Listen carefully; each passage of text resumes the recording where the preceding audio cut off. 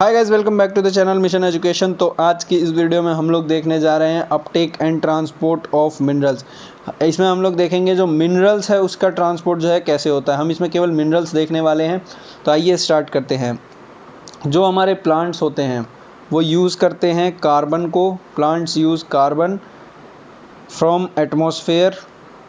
Atmosphere से जो है प्लांट्स कार्बन को यूज़ करते हैं, और ऑक्सीजन और जो हाइड्रोजन है उसको प्लांट्स यूज़ करते हैं वाटर से, फ्रॉम वाटर। और जो बाकी मिनरल्स हैं and other minerals from soil, और बाकी मिनरल्स को जो है ये सॉइल में से यूज़ करते हैं। तो जितनी भी चीज़ होती है, प्लांट जो हमारे कार्बन यूज़ करते हैं वो एटमॉस्फेयर से करते हैं, ऑक्सीजन और हाइड्रोजन यूज़ करते हैं वाटर से, अदर मिनरल यूज़ करते हैं ये सब सॉइल से। और अब जो इनका अपटेक होता है, अपटेक मतलब एब्जॉर्प्शन, यहाँ पर अपटेक का मतलब एब्जॉर्प्शन है, मैं यहाँ पर लिख देता हूँ। जो इनका एब्जॉर्प्शन होता है इन प्लांट्स इज़ बाय, ये हमारा दो तरीके से होता है, that is first is active and second is passive. जो हमारा एक्टिव ट्रांसपोर्ट है, ज़्यादातर जो मिनरल्स हैं वो इसी के थ्रू ट्रांसपोर्ट होते हैं। Most minerals are transported through this. इसी के थ्रू जो है काफ़ी सारे मिनरल्स जो हैं ट्रांसपोर्ट होते हैं। इसकी अंदर एक्टिव ट्रांसपोर्ट है तो इसके अंदर जो है एटीपी का यूज़ होगा ही होगा। इसके अंदर होता क्या है कि जो हमारा सॉइल होता है और एक हमारा जाइलम होता है। हमें पता है कि सॉइल के अंदर से जो वाटर या फिर जो भी मिनरल्स हैं वो जाइलम में आते हैं और वहाँ से जो है इनका ट्रांसलोकेशन होता है। लेकिन अभी हम पर्टिकुलरली मिनरल्स की बात कर रहे हैं। तो एक्टिव ट्रांसपोर्ट यूज़ हो रहा है, तो जो हमारे सॉइल हैं, सॉइल के अंदर जो मिनरल की कंसनट्रेशन होती है वह लो कंसनट्रेशन में पाए जाते हैं सॉइल के अंदर हमारे मिनरल्स। और वही बात करें तो हमारे जाइलम के अंदर जो है वो हाई कंसनट्रेशन में देखने को मिलते हैं। तो जब हाई कंसंट्रेशन होता है उनका जाइलम के अंदर और लो कंसंट्रेशन होता है सॉइल के अंदर, इस वजह से जो है हमें एक्टिव ट्रांसपोर्ट यूज़ करना पड़ता है, यानी एटीपी का यूज़ होता है। तब जाके जो मिनरल्स हैं वो लो कंसंट्रेशन से हाई कंसंट्रेशन में आते हैं। अब नेक्स्ट जो चीज़ हम लोग देखने जा रहे हैं दैट इज़ पैसिव ट्रांसपोर्ट। इसके अंदर क्या होता है, वेरी लेस, बहुत कम मिनरल्स हैं जो कि बिना एक्टिव ट्रांसपोर्ट के ट्रांसपोर्ट होते हैं जाइलम तक। Very less minerals transported through this. इसके थ्रू जो है बहुत ही कम मिनरल्स जो हैं ट्रांसपोर्ट होते हैं, ट्रांसपोर्टेड थ्रू दिस। नेक्स्ट जो पॉइंट है, इसके अंदर जो है हमें एटीपी का यूज़ देखने को मिलता है। Sorry, no ATP use. इसके अंदर कोई भी एटीपी का जो है यूज़ नहीं होता, क्योंकि ये जो है एक पैसिव ट्रांसपोर्ट है। ये जो पूरी तरीके से डिफ्यूजन पे डिपेंड होता है या फिर फैसिलिटेटेड डिफ्यूजन पे डिपेंड होता है। इसके अंदर हमारी जो सॉइल होती है और जो हमारा जाइलम होता है, उन दोनों के बीच में जो है एक पोटेंशियल ग्रेडियंट डिफरेंस आ जाता है। वो जो पोटेंशियल ग्रेडियंट होता है उसके अंदर जो ये सॉइल होती है उसके अंदर जो है हाई कंसंट्रेशन में मिनरल्स प्रेजेंट होते हैं, और जाइलम के अंदर लो कंसंट्रेशन में प्रेजेंट होते हैं। और हमें पता है कि हाई कंसंट्रेशन से लो कंसंट्रेशन में जाने के लिए किसी भी एटीपी की ज़रूरत नहीं पड़ती, यानी जो ट्रांसपोर्ट है वो या तो डिफ्यूजन से होगा या फिर हमारा फैसिलिटेटेड डिफ्यूजन से होगा। यानी दो ही तरीके के जो है हमें डिफ्यूजन देखने को मिलते हैं, मैंने आपको पढ़ा रखा है। तो नेक्स्ट जो चीज़ हम लोग देखने जा रहे हैं दैट इज़, हम कुछ पॉइंट्स देखने जा रहे हैं इसी से रिलेटेड, जो कि हमारा एक्टिव या फिर पैसिव ट्रांसपोर्ट जो है हमने अभी पढ़ा है मिनरल से related. The active transport of minerals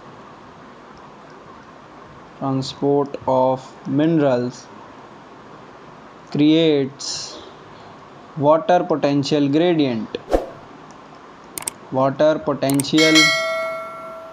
gradient in roots, leading to water absorption by osmosis,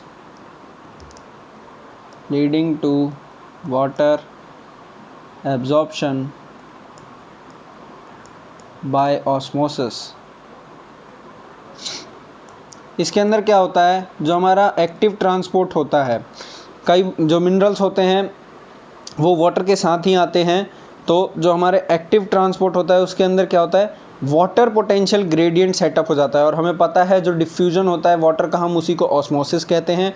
तो जब वाटर पोटेंशियल ग्रेडियंट सेटअप हो जाता है रूट्स के अंदर, उससे क्या होता है कि वो जो वाटर एब्जॉर्प्शन है वो ऑस्मोसिस के थ्रू होने लगता है। और इसके अंदर जो हमारे प्रोटीन्स होते हैं, एंडोडर्मिस की जो इसकी लेयर होती है, जो हमारे रूट सेल्स होते हैं उसके अंदर हमें पता है कि एंडोडर्मिस की एक लेयर होती है। और जो एंडोडर्मिस की लेयर होती है उसमें कुछ स्पेशल प्रोटीन्स होते हैं। वो जो स्पेशल प्रोटीन्स होते हैं उनका काम क्या होता है, इन स्पेशल प्रोटीन्स का काम होता है ये सेंट्रल पॉइंट की तरह, कंट्रोल पॉइंट की तरह जो है काम करते हैं। They act as control point.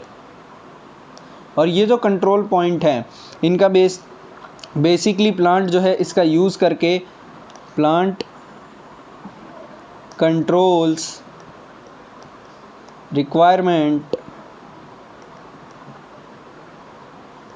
Of minerals influx. यानी अगर प्लांट्स को ज़रूरत होगी मिनरल्स की तब जो है वो उन कंट्रोल पॉइंट्स को मैसेज भेजेगा, जिससे जो स्पेशल मेम्ब्रेन प्रोटीन्स होते हैं वो खुल जाएंगे और मिनरल्स जो हैं अंदर आ पाएंगे by the method of active transportation.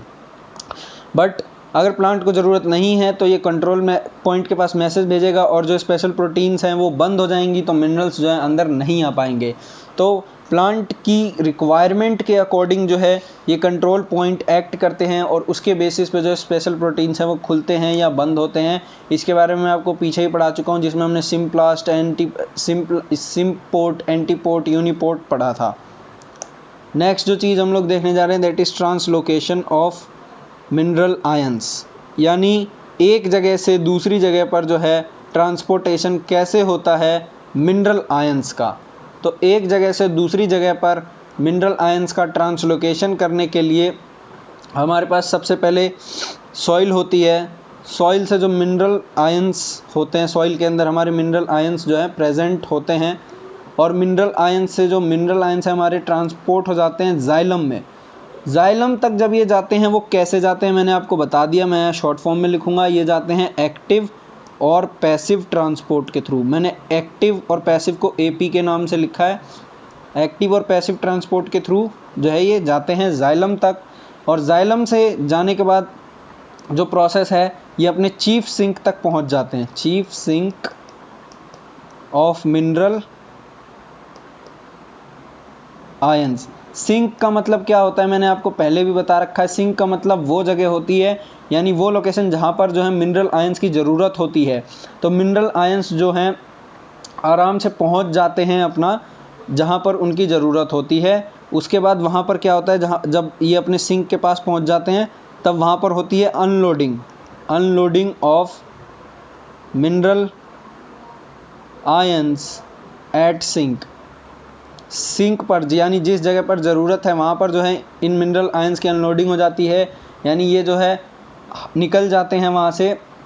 और जो हमारे चीफ सिंक है उसके कुछ एग्जांपल मैं आपको बता दूं, that is growing region of plant में जितने भी ग्रोइंग रीजन होते हैं वहाँ पर जो है चीफ सिंक प्रेजेंट होता है। तो वहाँ पर मिनरल आयंस की काफ़ी ज़्यादा ज़रूरत होती है। Growing regions of plant. Mineral ion जो हैं ट्रांसपोर्ट जाइलम से सिंक तक कैसे जाते हैं, वो जाते हैं ट्रांसपिरेशन स्ट्रीम के थ्रू। मैंने आपको पीछे ही पढ़ा रखा है कि जो वाटर के साथ ही जो है मिनरल आयंस भी अपटेक हो रहे होते हैं। तो उसी तरीके से जो हमारा ट्रांसपिरेशनल पुल और जो रूट प्रेशर है वही इसके लिए जो है मेन कारण होता है इनको ऊपर बुलाने के लिए या फिर कहीं भी जहाँ पर भी ज़रूरत है इनकी। ट्रांसपिरेशन इन द स्टेम, उसके थ्रू जो है ये ट्रांसलोकेशन जो है इनका होता है। नेक्स्ट जो टॉपिक हम लोग देखने जा रहे हैं वो काफ़ी ज़्यादा थोड़ा एक इम्पॉर्टेंट टॉपिक है, दैट इज़ रीमोबिलाइजेशन और recycling of mineral ions. So let's start with that remobilisation. Remobilisation, तो सबसे पहले मैं आपको इसकी डेफिनेशन लिख देता हूँ कि रीमोबिलाइजेशन होता क्या है। Remobilisation is recycling of mineral ions occur within the plant। यानी जो रिसाइकलिंग है वो प्लांट के अंदर ही हो रही है। फ्रॉम सेनेसेंट, सेनेसेंट पार्ट का मतलब होता है वो पार्ट जो बूढ़ा हो चुका है प्लांट के अंदर, टू यंगर पार्ट। यानी ये जो है मिनरल्स की रिसाइकलिंग है एक ही प्लांट के अंदर, फ्रॉम सेनेसेंट पार्ट यानी सेनेसेंस से लेकर के यंगर पार्ट तक। सेनेसेंस पार्ट क्या होता है? सेनेसेंस वो पार्ट होता है जैसे लीव्स होती है, कई सारी थोड़ी एज होने लगती है, एजिंग होती है जब प्लांट के अंदर, तो सारी लीव्स जो है झड़नी शुरू हो जाती है, तो वहाँ से जितने भी मिनरल्स हैं वो सब के सब यंगर पार्ट की तरफ जो है ट्रांसपोर्ट हो जाते हैं। जो हमारे मोस्ट कॉमनली मिनरल्स जो कि ट्रांसपोर्ट होते हैं उनको हम लोग देखते हैं। मोस्ट कॉमनली रिसाइकल्ड आर, उनमें से जो कॉमनली रिसाइकल्ड होते हैं उसमें से जो है हमारा पहला है फॉस्फोरस, फॉस्फोरस। नेक्स्ट जो है हमारा नाइट्रोजन है, थर्ड जो हमारा सल्फर है, एंड फोर्थ जो है हमारा पोटेशियम है। मिनरल आयंस बेसिकली जाते कैसे हैं? जो हमारा कैल्शियम होता है स्पेशली, इसके अंदर मैंने आपका कैल्शियम नहीं लिखा, आपने देखा होगा, जो हमारा कैल्शियम है प्लांट्स के अंदर जो प्रेजेंट होता है वो हमारा रीमोबिलाइज्ड नहीं हो पाता है, can not be remobilised. But ये भी जो है एक तरीके से प्लांट के अंदर ही आ जाता है। कैसे, वो मैं आपको बताता हूँ। जब कोई भी लीफ जैसे गिरती है पेड़ से तो वो धरती में जाती है, सॉइल में। सॉइल में जाने के बाद उसके अंदर डिकम्पोजिशन होता है, और हमें पता है कि जो लीव्स हैं वो आसपास ही गिरती है प्लांट के। तो डिकम्पोजिशन होने के बाद फिर से जो न्यूट्रिशन है वो एक तरीके से प्लांट के पास ही आ जाता है। तो इसलिए जो कैल्शियम है वो इस तरीके से जो है ट्रांसपोर्ट होता जाता है। अब नेक्स्ट जो चीज़ हम लोग देखने जा रहे हैं, ट्रांसपोर्ट थ्रू फ्लोएम। जो हमारा ट्रांसपोर्ट है वो फ्लोएम के थ्रू कैसे होता है। अब तक हम जाइलम के ऊपर देखते आ रहे थे, अब जो है हम देखेंगे फ्लोएम। ये बहुत ही छोटा है, फ्लोएम के ऊपर ट्रांसपोर्ट कैसे होता है। फ्लोएम से जैसा कि हमें पता है फूड का ट्रांसपोर्ट होता है। फ्लोएम किसके लिए जिम्मेदार है? फूड ट्रांसपोर्टेशन के लिए जिम्मेदार हैं। और कहाँ से कहाँ? Food transport from source to sink. और हमें यह भी पता है कि जो फ्लोएम ट्रांसपोर्टेशन होता है वो मल्टी डायरेक्शनल होता है, यानी कि जो लीव्स है वहाँ से वो टिप पर भी जाता है प्लांट के, और वो रूट्स तक भी आती है। तो इसीलिए जो है हम इसे मल्टी डायरेक्शनल ट्रांसपोर्ट सिस्टम भी कहते हैं। नॉर्मल कंडीशंस की बात करें तो जो हमारा लीव्स होता है, दैट इज़ आवर लीव्स, वो हमारी सोर्स होती है। और जो हमारा स्टेम होता है, यंग लीव्स होती है, ये हमारी सिंक होती है। और रूट्स भी हमारी सिंक होती हैं, क्योंकि रूट्स में भी हमने देखा एक्टिव ट्रांसपोर्ट कंटिन्यूसली हो रहा है, तो वहाँ पे भी एटीपी की ज़रूरत पड़ती है। तो ये दोनों जो है हमारे सिंक हैं, रूट्स और यंग लीव्स, स्टेम्स। अगर नॉर्मल कंडीशंस रहें तब की बात मैंने आपको ये बताई है, इन नॉर्मल कंडीशंस। अगर कंडीशंस नॉर्मल ना रहें तो क्या होगा? अगर मान लीजिए कि स्प्रिंग सीजन है, अर्ली स्प्रिंग आ रखी है, अर्ली स्प्रिंग के अंदर क्या होता है, जो हमारे रूट्स होते हैं वहाँ पर हमें पता है कि जो फूड है वो जा जाकर स्टोर हो जाता है। रूट में जब स्टोर होता है तो फिर हम उस रूट को सोर्स कहते हैं, क्योंकि जब स्प्रिंग आता है तो धूप आनी बंद हो जाती है, लीव्स जो हैं झड़ने लगती हैं, पतझड़ का मौसम आ जाता है, तो लीव्स झड़ती हैं, तो फिर वहाँ पे फोटोसिंथेसिस नहीं हो पाती। तो रूट्स के अंदर जो है कुछ फूड स्टोर्ड होता है, फिर वो जो है हमारी यंग बर्ड्स पर जाता है। यंग बर्ड्स जो कि फर्दर जो है लीव्स बनाएंगी, उनके पास जो है ये फूड जो है वापस से जाता है, और जो यहाँ पर यंग बर्ड्स हैं हमारी सिंक का काम करती हैं। अब इससे हमें क्या पता लगता है? इस चीज़ से हमें पता लगता है source and sink, source and sink can be reversed. Source और जो सिंक हैं वो रिवर्स हो सकते हैं depending on the season. Season की डिपेंडेंस से जो है सोर्स और जो सिंक हैं वो चेंज होते रह सकते हैं। एंड नीड ऑफ प्लांट, जैसी प्लांट की ज़रूरत होगी उसके बेसिस पर जो है सोर्स और सिंक चेंज हो सकते हैं। फ्लोएम जो है ट्रांसलोकेशन कराता है both upward and downward direction, ये मैंने आपको बता दिया। फ्लोएम जो है हमारा मल्टी डायरेक्शनल होता है। मैं एक बार फिर से लिख देता हूँ एज अ पॉइंट, जिससे कि आप जो है याद रखें। अब जो नेक्स्ट चीज़ हम लोग देखने जा रहे हैं दैट इज़ फ्लोएम और SAP consist of. Phloem SAP consist of, यानी जो हमारी फ्लोएम सैप होती है उसके अंदर क्या क्या हमें देखने को मिलता है। फ्लोएम सैप के अंदर हमें सबसे पहली चीज़ दैट इज़ शुगर देखने को मिलती है। नेक्स्ट जो है वो है हमारे हार्मोन्स देखने को मिलते हैं। थर्ड जो है हमारा वाटर देखने को मिलता है और ऑर्गेनिक सॉल्यूट्स देखने को मिलते हैं। एंड ऑर्गेनिक सॉल्यूट्स जैसे कि सुक्रोस, जो कि हमारा एक प्रोडक्ट है फोटोसिंथेसिस का, जिससे जो है एटीपी प्रोड्यूस होगी, और भी कई तरीके के जो शुगर हैं वो भी प्रोड्यूस होते हैं। तो ये सब जितने भी चीज़ें हैं ये सब जस्ट एनर्जी प्रोवाइड करती हैं, और फ्लोएम के अंदर इन्हीं का सबसे ज़्यादा इंपॉर्टेंस है, क्योंकि इन्हीं को जो है फ्लोएम को ट्रांसपोर्ट करना होता है। यहाँ पर हार्मोन्स के साथ साथ अमीनो एसिड्स भी ट्रांसपोर्ट होती है। नेक्स्ट जो हम लोग देखने जा रहे हैं दैट इज़ मास फ्लो और प्रेशर फ्लो हाइपोथेसिस। ये एक हाइपोथेसिस है कि जो हमारे फ्लोएम है उसके अंदर बेसिकली जो ट्रांसपोर्ट है वो होता कैसे है। तो ये जो हाइपोथेसिस है ये मैं आपको समझाने जा रहा हूँ, ये काफ़ी इंपॉर्टेंट है। अब ये जो चीज़ मैं आपको समझाने जा रहा हूँ इसको आपको एनसीईआरटी से भी पढ़ना है, क्योंकि एनसीईआरटी में जो है इसका बहुत अच्छे से डिस्क्रिप्शन दे रखा है। आपको एक दो बार पहले पढ़ लेना है, उसके बाद इसको देखना है फर्दर। मास फ्लो और प्रेशर फ्लो हाइपोथेसिस, इसके अंदर क्या होता है, ये जो हमारी थ्योरी है इसे प्रपोज किया था मंच नाम के साइंटिस्ट ने। Munch proposed this theory, proposed this theory। ये जो थ्योरी हमारी मोस्ट एक्सेप्टेड थ्योरी है, most accepted theory for organic solutes,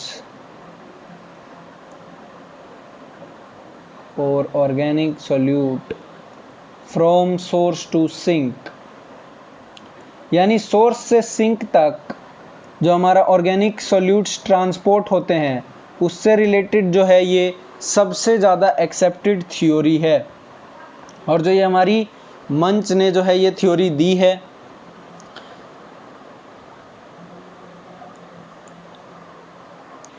you can see a diagram hair.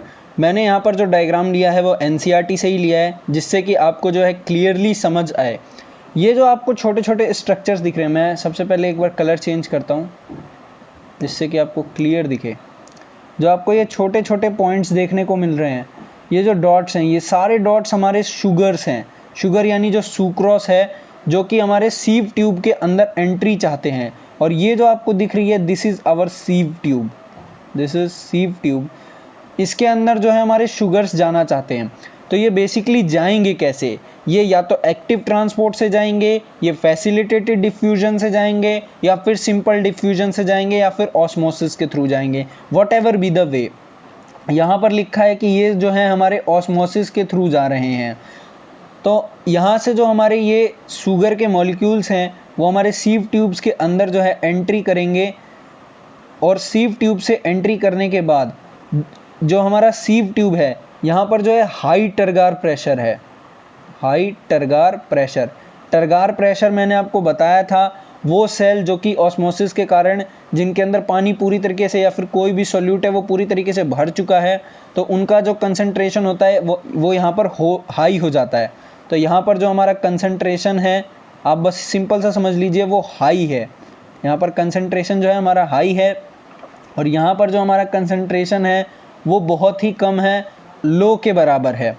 तो यहाँ पर जो ये सीव ट्यूब है, और यही सेम काम हमारा लीव्स के अंदर हो रहा है। ये जो आपको छोटे छोटे मॉलिक्यूल्स देखने को मिल रहे हैं, ये जितने भी मॉलिक्यूल्स हैं हमारे सुक्रोस मॉलिक्यूल हैं, और ये जो है एंट्री अंदर लेना चाहते हैं सीव ट्यूब के। सीव ट्यूब के अंदर ये एंट्री लेते हैं by the process of osmosis बाहर, और सीव ट्यूब के अंदर जो है हाई टरगार प्रेशर इनको लीव के एरिया में देखने को मिल रहा है, और फिर जो है यहाँ से यहाँ तक जो है आपको ट्रांसपोर्टेशन होता है। और ये जब रूट्स के पास आते हैं तो रूट्स के पास क्या होता है, जो हमारी रूट हेयर्स होती है वहाँ पर जो यहाँ पर जो है हमारा टरगार प्रेशर बहुत ही कम होता है, यानी जो कंसंट्रेशन है वो लो होती है। तो इस वजह से जो है ये फिर बाहर की तरफ आने लगते हैं। मैं एरो भी बना रहा हूँ यहाँ पर बाहर का। ये जितने भी हमारे मॉलिक्यूल्स हैं अंदर फूड के, वो सारे के सारे बाहर आने लगते हैं, क्योंकि रूट में जो है ज़रूरत है फूड की, क्योंकि वहाँ पर एटीपी का काम हो रहा है, एक्टिव ट्रांसपोर्टेशन हो रही है मिनरल आयंस के लिए और वाटर के लिए। तो इस वजह से जो है कंसंट्रेशन लो में जो है ये आ जाते हैं बाहर की तरफ।